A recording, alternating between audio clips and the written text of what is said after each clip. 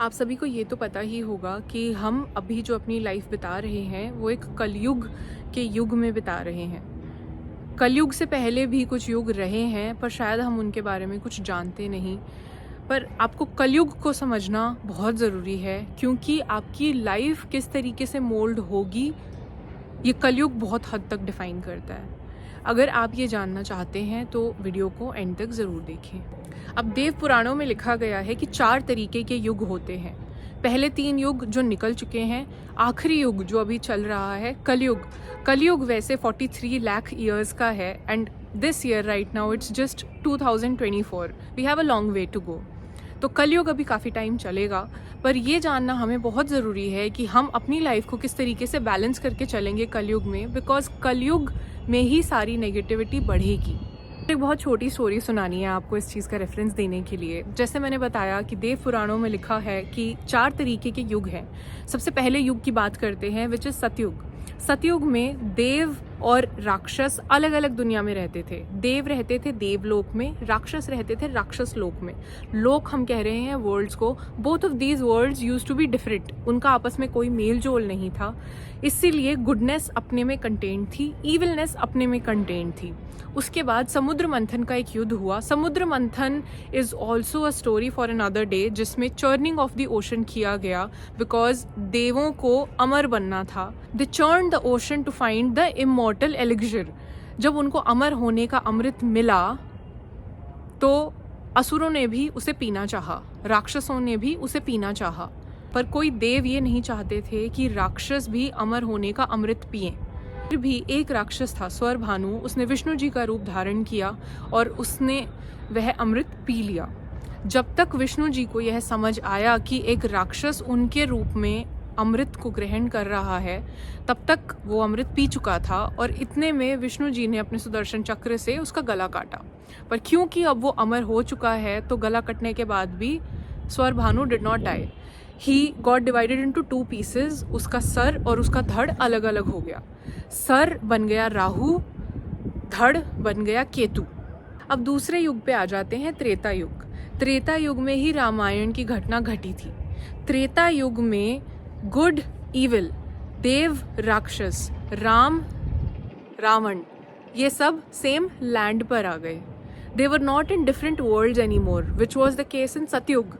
सतयुग में दोनों डिफरेंट वर्ल्ड्स में थे। सतयुग के बाद त्रेता युग आया। त्रेता युग में राम रावण, देव राक्षस, ये एक सेम लैंड पर आ गए। तीसरा युग द्वापर युग।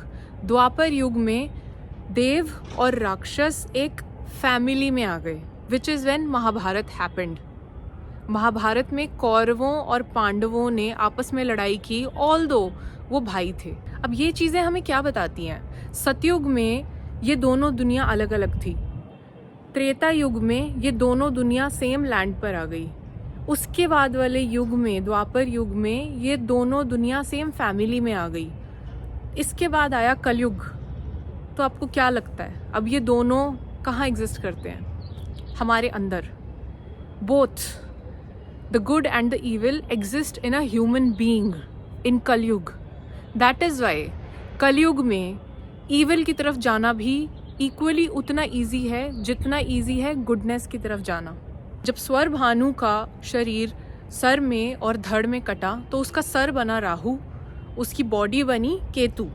तो राहु इज समबडी जिसके अंदर दिमाग तो बहुत है, because it's just the sir, but सिर्फ सर होने की वजह से a lot of overthinking, जो सब कुछ आपका यहाँ से हो सकता है, that keeps happening, which is why in Kalyug you will be able to see बहुत नई तरीके की टेक्नोलॉजी एडवांसमेंट्स हो रही हैं। वो कहाँ से आ रहा है? All from the mind।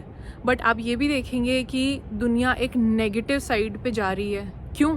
क्योंकि लोगों को अपना ईविल अंदर कंट्रोल करना नहीं आता। और इसीलिए सबसे पहले तो आपको खुद को जज करना बंद करना चाहिए।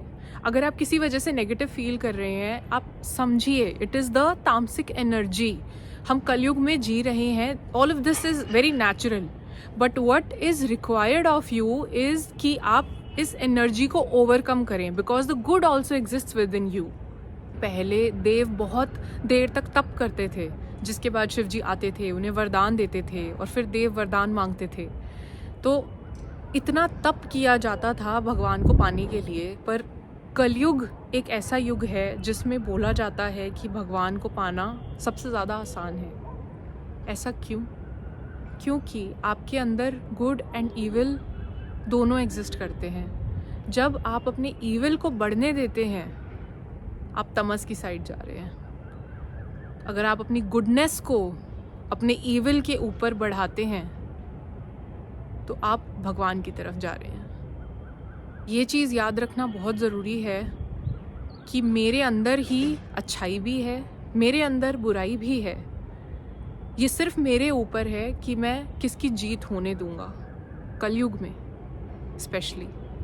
इसी वजह से कलयुग में ये बोला जाता है कि मेडिटेशन करना, योगा करना बहुत ज़रूरी है।